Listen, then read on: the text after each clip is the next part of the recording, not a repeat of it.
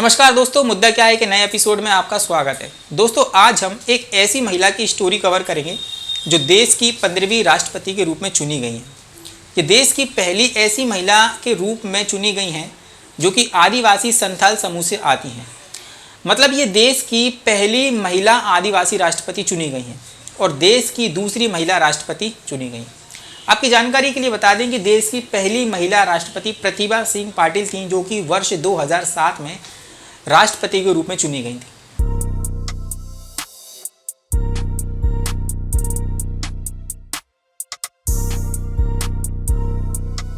इस सेशन को हमने 3 चरणों में डिवाइड किया है। पहले चरण में हम ये जानेंगे कि राष्ट्रपति का चुनाव की प्रोसेस क्या होती है, इसमें कौन कौन भाग ले सकता है एवं राष्ट्रपति बनने के लिए सामान्य टर्म्स क्या होती हैं और एक वोट की वैल्यू कैसे काउंट की जाती है। ये बहुत ही महत्वपूर्ण बात है जिस पर हम चर्चा करेंगे। देखिए, दूसरे चरण में हम ये जानेंगे कि द्रौपदी मुर्मू को ही एनडीए की राष्ट्रपति के रूप में क्यों नामित किया गया। इसके पीछे भी बहुत इंटरेस्टिंग स्टोरी है। और इसी चरण में हम ये राष्ट्रपति मुर्मू के पक्ष में हुई बड़ी क्रॉस वोटिंग को लेकर भी चर्चा करेंगे। इस पर भी आपको नज़र बनाए रखना होगी।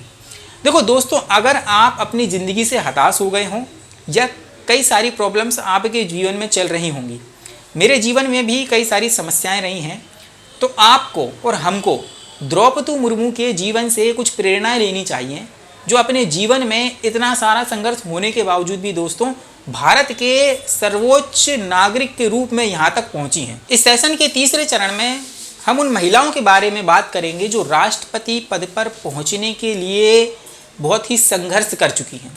लेकिन क्या कारण है कि आज़ादी के 75 वर्षों में केवल 2 महिला ही ऐसी हैं जो सिर्फ भारत के राष्ट्रपति पद तक पहुँच पाई हैं। आइए तो दोस्तों, अब हम सेशन की शुरुआत करते हैं और जानते हैं कि पहले चरण में राष्ट्रपति के चुनाव की प्रोसेस क्या होती है, कौन कौन इसमें भाग ले सकता है और एक वोट की वैल्यू कैसे डिसाइड की जाती है, ये भी जानेंगे। देखिए, भारत में अपना राष्ट्रपति जनता सीधे नहीं चुनती, बल्कि जनता के द्वारा चुने हुए प्रतिनिधि ही राष्ट्रपति के चुनाव में भाग लेते हैं। अब आपको ये पता होगा कि हम राष्ट्रपति और उपराष्ट्रपति के चुनाव में कभी भी भाग नहीं लेते हैं। हम केवल विधायकों और सांसदों और नगर निगम के जो चुनाव होते हैं उनमें ही भाग लेते हैं। आइए अब आगे बढ़ते हैं। देखिए, राष्ट्रपति के चुनाव में दोनों सदनों के निर्वाचित सदस्य, मतलब कि लोकसभा के सदस्य और राज्यसभा के निर्वाचित सदस्य इसमें हिस्सा लेते हैं। साथ ही सभी राज्यों के विधानसभा के सदस्य, दिल्ली और पांडिचेरी के सदस्य भी राष्ट्रपति के चुनाव में भाग लेते हैं, मतलब कि वोट डालते हैं। भारत में चुनाव लड़ने के लिए सबसे ज़रूरी है कि व्यक्ति एक तो भारत का नागरिक होना चाहिए और कम से कम 35 वर्ष की उम्र का होना चाहिए। उसके पास में लोकसभा का चुनाव लड़ने की पात्रता होनी चाहिए। वह किसी भी लाभ के पद पर ना हो। अगर ये योग्यता किसी भी व्यक्ति के पास में है तो वह भारत के राष्ट्रपति के पद के रूप में कैंडिडेट बन सकता है, लेकिन उस व्यक्ति के वोटिंग चरण में पहुँचने के लिए कम से कम उसके पास में 50 इलेक्टर्स होना चाहिए और 50 लोगों का समर्थन भी होना ज़रूरी है। देखिए, भारत में राष्ट्रपति का चुनाव आयोग द्वारा ही आयोजित करवाया जाता है। भारत में राष्ट्रपति का निर्वाचन इलेक्टोरल कॉलेज पद्धति के द्वारा कराया जाता है। देखिए, इलेक्टोरल कॉलेज में दोनों ही सदन के, मतलब कि लोकसभा और राज्यसभा और सभी विधानसभाओं के निर्वाचित सदस्य इसमें शामिल होते हैं। यहाँ पर ये जान लीजिए कि सभी सांसदों और विधायकों को इलेक्टोरल कॉलेज कहा जाता है और इनमें से हर एक को इलेक्टर कहा जाता है। इस बार राष्ट्रपति के चुनाव में टोटल वोट वैल्यू 10,86,431 के लगभग थी और चुनाव जीतने के लिए टोटल वोट वैल्यू का 50% ही हासिल करना था। मतलब बहुमत का आंकड़ा 5,43,216 ही था। तो आप सोच रहे होंगे कि ये इतना बड़ा आंकड़ा आखिरकार आया कहाँ से। तो मैं आपको बता देना चाहता हूँ कि पहले एक विधायक और एक सांसद की वोट वैल्यू निकाली जाती है और उसमें टोटल विधायक और टोटल सांसदों की संख्या का गुणा किया जाता है। इससे टोटल वोट वैल्यू का आंकड़ा ज्ञात किया जाता है। इसके बाद हर स्टेट में हर विधायक की वोट वैल्यू अलग अलग होगी, क्योंकि ये वैल्यू जनसंख्या के आधार पर तय की जाती है। देखिए, इसे एग्जाम्पल के जरिए समझते हैं। देखो, एक विधायक की वोट वैल्यू निकालने के लिए आपको उस राज्य की टोटल पॉपुलेशन को उस स्टेट के कुल एमएलए से भाग देना होगा। इससे जो भी आंकड़ा निकल कर आएगा उसमें 1000 से भाग देना होगा। मान लीजिए कि टोटल स्टेट की पॉपुलेशन 10 लाख है और टोटल एमएलए यहाँ पर 100 हैं। भाग देने पर हमें 10,000 मिलेगा और 10,000 में 1000 से भाग देने पर हमें मिलेगा 10। मतलब कि एक विधायक की वोट वैल्यू 10 है। अब हमें 100 विधायक के वोट वैल्यू निकालनी है, तो 100 विधायकों की वोट वैल्यू निकालने के लिए हमें उसमें 100 से इंटू करना पड़ेगा। मतलब कि यहाँ पर टोटल राज्य की टोटल विधायकों की वोट वैल्यू 1000 निकल कर आई है। अब इसी तरह हर एक स्टेट में विधायकों की टोटल वोट वैल्यू निकालकर जोड़ ली जाएगी।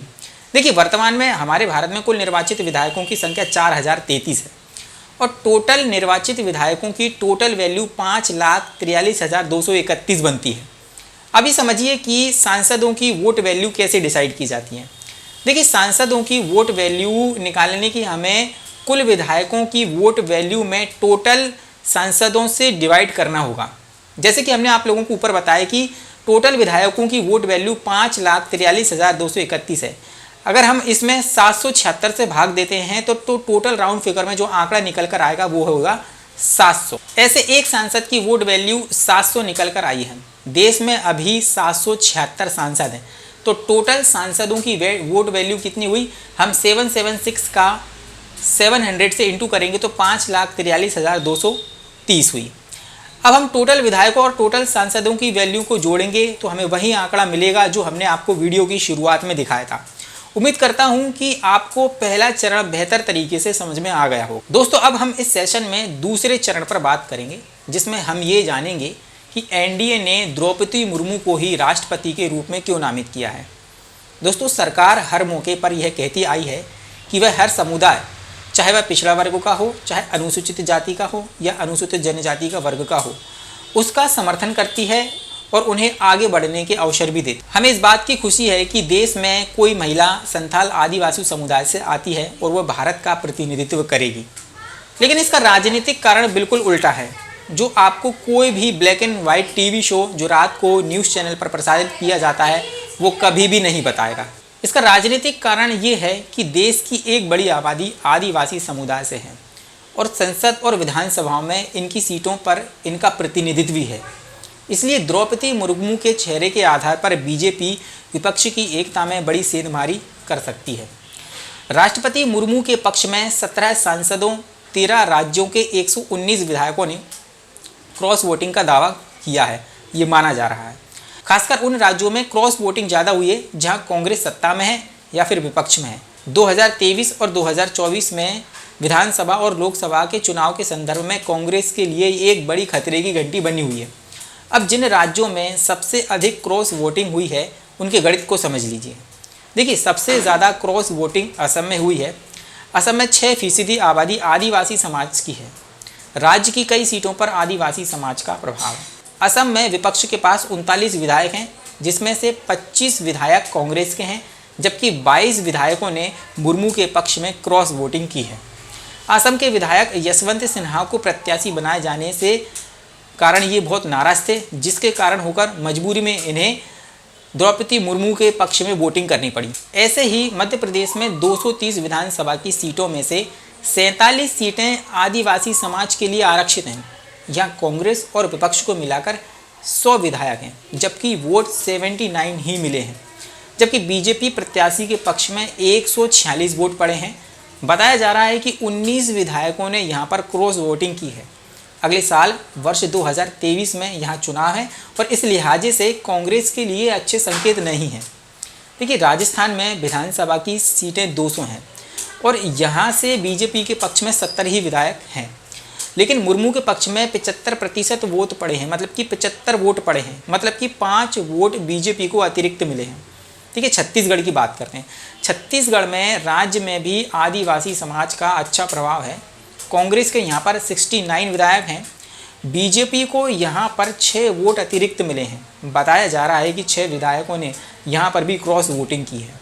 आइए अब आपको गुजरात ले सकते हैं। गुजरात में 15 से 16% आबादी आदिवासी समुदाय की है, जिसमें 26 सीटें आदिवासी समुदाय के लिए आरक्षित रखी गई हैं, लेकिन 30 से 40 सीटें ऐसी हैं जिन पर आदिवासी समाज का प्रभाव है। यहाँ पर भी कई विधायकों ने मुर्मू के पक्ष में वोट किया है।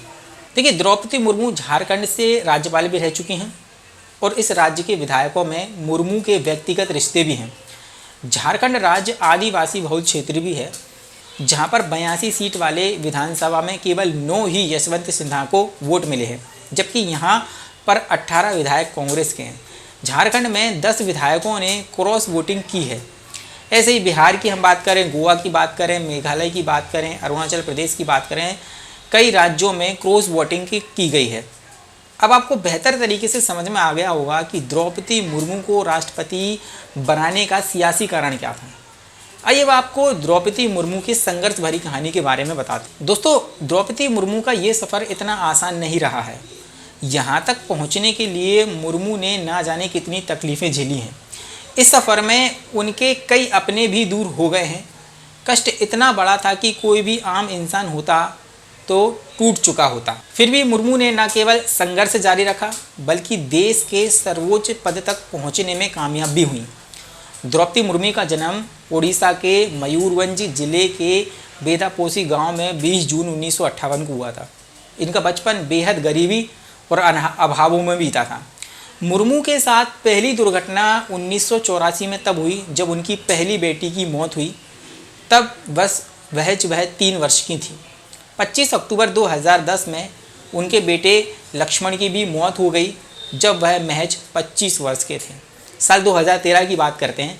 साल 2013 में उनके छोटे बेटे की भी मौत हो गई जब वे महज 28 वर्ष के थे। साल 2014 में पति श्याम चरण मुर्मू भी उनका साथ छोड़कर चले गए। बड़े बेटे की मौत के बाद मुर्मू डिप्रेशन में चली गई थी। अपने आप को डिप्रेशन से निकालने के लिए मुर्मू ने ब्रह्म कुमारी योग संस्थान ज्वाइन कर लिया था और योग के दम पर अपने आप को जो है उन्होंने संभाला था। द्रौपदी अपने साथ हमेशा एक ट्रांसलाइट और भगवान शिव की पुस्तक भी रखती थी ताकि कहीं आने जाने पर भी उनका ध्यान क्रम ना टूटे। आइए अब इस सेशन के तीसरे चरण की तरफ बढ़ते हैं। देखिए, द्रौपदी मुर्मू देश की 15वीं राष्ट्रपति बनने जा रही हैं। हालांकि अपने देश में सर्वोच्च पद तक पहुंचने के लिए महिलाओं को लंबा इंतजार और संघर्ष करना पड़ा है। डॉक्टर राजेंद्र प्रसाद से लेकर रामनाथ कोविंद तक देश ने कुल 14 राष्ट्रपति देखे हैं, लेकिन इनमें से केवल एक महिला राष्ट्रपति प्रतिभा पाटिल सिंह ही अभी तक रही हैं। देखो, लोकतांत्रिक गणराज्य के सर्वोच्च पद पर पहुंचने के लिए महिलाओं को काफ़ी कोशिशें करनी पड़ी हैं।